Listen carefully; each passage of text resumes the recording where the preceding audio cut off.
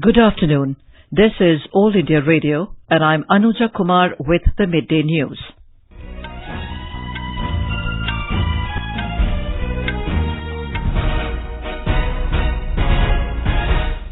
The headlines. Situation improves in Jammu and Kashmir with resumption of normal activities. Prohibitory orders completely lifted in 5 districts of Jammu division. Russia endorses India's stand on Jammu and Kashmir, says decision within framework of Indian Constitution. Government approves extension of child care leave benefits to single male service personnel. Finance Minister Nirmala Sitharaman reviews the flood situation at Belagavi in Karnataka. At least 22 people killed and several missing in landslide incident in Myanmar.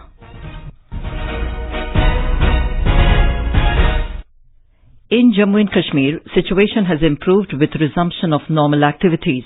In Jammu division, prohibitory orders under CRPC section 144 have been completely lifted in 5 districts and curfew was relaxed in Doda and Kishtwar districts, paving the way for resumption of normal activities. All schools and colleges reopened in 5 districts of the Jammu region today. All the marketplaces and shops reopened and traffic has resumed as normal in all these districts, bringing much relief to the people. Restrictions, however, continued to be in place in Poonch, Rajouri, Doda, Kishtwar and Ramban districts. The situation in Srinagar is peaceful, with some private vehicles plying on roads and some movement of people seen on the roads. According to the Divisional Commissioner Srinagar, there is no dearth of stock of food, grains and poultry. Majority of food and supplies stores have been opened today. Stock of petrol and diesel has been replenished in the Kashmir Valley. More from a correspondent. Administration has released advance salary of daily wage workers for the month of August and has made some langars operational at tourist distribution center, hospitals and other public places in Srinagar. District administration is helping the non-state labourers who want to return home. Special train coaches from Udhampur and Jammu have been coordinated in view of large number of workers, including those going home on Eid. Governor Satyapal Malik, apart from visiting various localities, visited 2 hospitals in Srinagar city and reviewed facilities with the doctors and interacted with the patients and took feedback from the people. R.K. AR News from J&K. A spokesperson in the Ministry of Home Affairs has denied media reports claiming there was a protest involving 10,000 people in Srinagar. The spokesperson said that this is completely fabricated and incorrect, adding that there have been a few minor stray protests in Srinagar, Baramulla. Russia has said change in the status of the state of Jammu and Kashmir and its division into 2 union territories has been carried out within the framework of the Indian Constitution. In response to a media query, Russia's Foreign Affairs Ministry expressed hope that India and Pakistan will not allow a new aggravation of the situation in the region. It said Russia is a consistent supporter of the normalization of relations between India and Pakistan and hoped that the differences between the 2 neighbors will be resolved by political and diplomatic means on a bilateral basis. India has said it is high time for Pakistan to accept the reality and stop interfering in internal affairs of other countries. External Affairs Ministry spokesperson Ravish Kumar said in New Delhi yesterday that Islamabad was nervous over New Delhi's decision to revoke special status to Jammu and Kashmir under Article 370 and it was trying to present an alarming picture of bilateral relationship which is not there. Strategy is not something which we will spell it here. Our views are very clear and as I mentioned that we have articulated those views to all the international organizations as well, that whatever steps we have taken in relation to Article 370 is our matter, is an internal matter. Matters related to the Constitution of India is under our sovereign jurisdiction. And this is something which I'm sure has been properly explained to these organizations. The elite police force of Bangladesh Rapid Action Battalion RAB has warned that strict action will be taken against people who try to instigate incidents in Bangladesh over Kashmir issue. Speaking at a press conference in Dhaka yesterday, the Director General of RAB, Benazir Ahmad, said that Kashmir is an internal issue of India and any attempt to fish in troubled waters will be dealt with strictly. Defence Minister Rajnath Singh has approved the extension of Child Care Leave (CCL) benefits to single male service personnel and certain relaxations of it in case of women officers in defence forces. An official release said this is in line with a recent order of the Department of Personnel and Training (DOPT) extending similar benefits to civilian employees.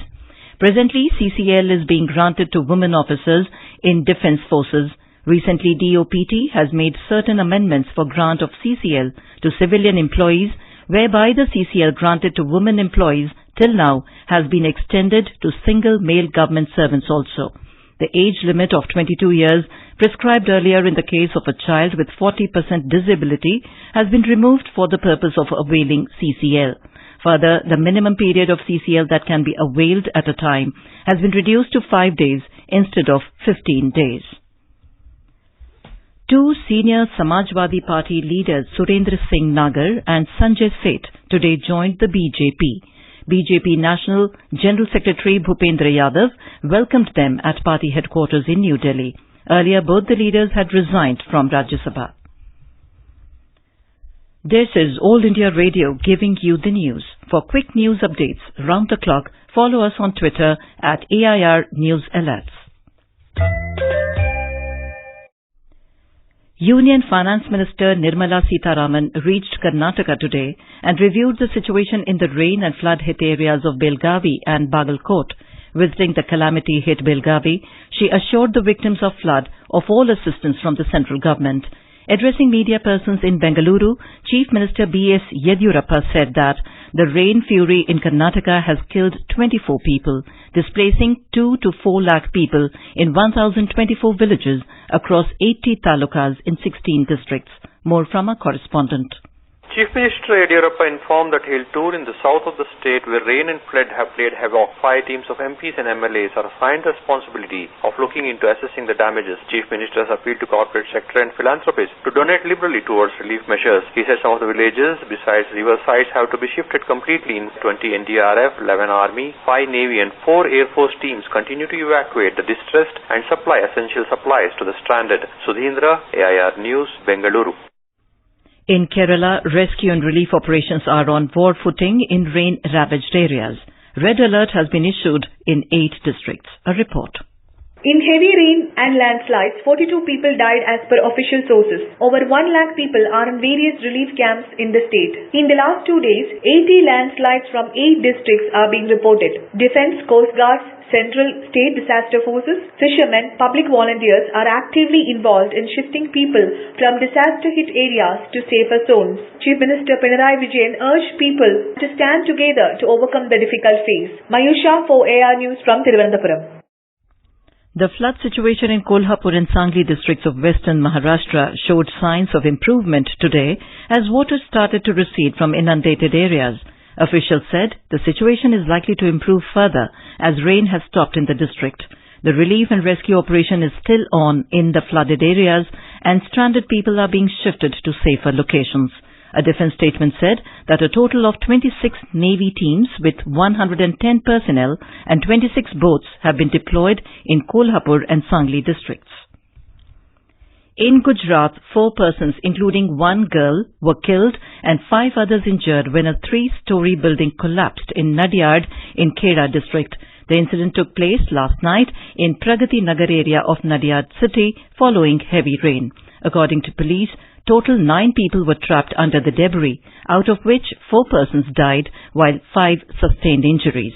Injured persons have been admitted to hospital. The rescue operation lasted for 7 hours and ended at 6 a.m. today. Today is World Biofuel Day. It is observed to create awareness about the importance of non-fossil fuels as an alternative to conventional fossil fuels. Speaking at an event in New Delhi, Petroleum and Natural Gas Minister Dharmendra Pradhan said, harnessing the full potential of biofuels to generate alternative energy in various forms, including ethanol, 2G ethanol, compressed biogas and biodiesel, will help achieve PM Modi's vision of reducing import dependence of biofuel and ensuring sustainable energy future in the country. हमें प्रधानमंत्री जी ने target दिया है 2022 तक उन दिनों की जो आवश्यकता है एनर्जी की उसकी हम इंपोर्ट की डिपेंडेंसी घटाएं, निजी क्षेत्र में उत्पादन बढ़ाना, कंजर्वेशन, एफिशिएंसी और ऑल्टरनेटिव रूट, ये सब 4 उपाय हैं देश की एनर्जी डिपेंडेंसी को घटाने के लिए और ऑल्टरनेटिव फ्यूल में ई व्हीकल की बात चल रही है, मोबिलिटी में इलेक्ट्रिक एनर्जी की भी खपत होगी, ये एक अच्छी पहल है. The theme of this year's Biofuel Day is Production of Biodiesel from Used Cooking Oil. Minister for Information and Broadcasting Prakash Javadekar has congratulated the National Film Award winners announced yesterday. Speaking at the inauguration of the Pune office of Akhil Bharatiya Chitrapat Mahamandal in Pune today, he said that film is the most powerful medium to capture the human mind. Mr. Javadekar appealed to the film industry to take initiative so that benefits of Ayushman Bharat and Pradhan Mantri Pension Yojana reach the unorganized workers engaged in the film industry. Film से जुड़े सभी कलाकार. All artists, works of film industries are in this association. It helps them in some or other way. It will not issue film certificate to the producers till their dues are not paid. It's a very good initiative. The association should also work to extend benefits of Ayushman Bharat pension scheme. We would encourage to have such association for other language in the film industry also. वैसी ही सब जगह बने, इसके लिए हम जरूर सबको प्रोत्साहित करेंगे. In Himachal Pradesh, farmers and orchardists have become self-reliant through self-employment. High-quality and herbaceous honey is being produced by beekeepers in Kinnor and Lahaul Spiti districts, which is in great demand everywhere. More from our correspondent. Beekeepers of Kinnauр district have been continuously producing high-quality honey in the pure atmosphere of Lahaul Valley for the last 10 years. Beekeeper Amandi told AIR that financial condition has improved due to the fair price of their honey. यहाँ की खासियत ये है कि ये हवा वातावरण जो शुद्ध होता है, जो भी कस्टमर आता है इनकी डिमांड करता है, जो लाहौल स्पीति का हमको शायद चाहिए. टेस्टी बहुत सबसे ज्यादा ऑर्गेनिक यही है लाहौल स्पीति वाला. Beekeepers from different parts of the state visit Lahaul Valley in summer as pollination carried by bees during this season. Apple growers in the region are also getting benefit in the production of apple. Sanjeev Sundaryal, AIR News, Shimla. Nearly 2 million Muslims from across the world, including 2 lakh pilgrims from India, are performing Hajj in Saudi Arabia today. The pilgrims are converging at plains of Arafat to perform the most vital ritual of Hajj. The annual 5-day pilgrimage began yesterday with pilgrims spending the night in the tent city of Mina.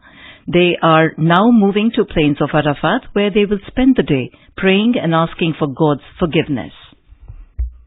In Myanmar, at least 22 people were killed and several others feared missing in a landslide incident in a village in the eastern part of the country. 47 people were reportedly injured in the landslide triggered by monsoon rains yesterday. A huge brown scar on the hillside marked where the deluge of mud descended on Thai Pyar Kone village in Mon State, wiping out 16 homes and a monastery.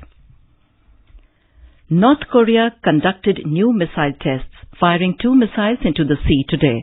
It was the 5th round of such launches in 2 weeks, with North Korean leader Kim Jong-un labeling them a warning over the US-South Korean joint military drills that began just days ago.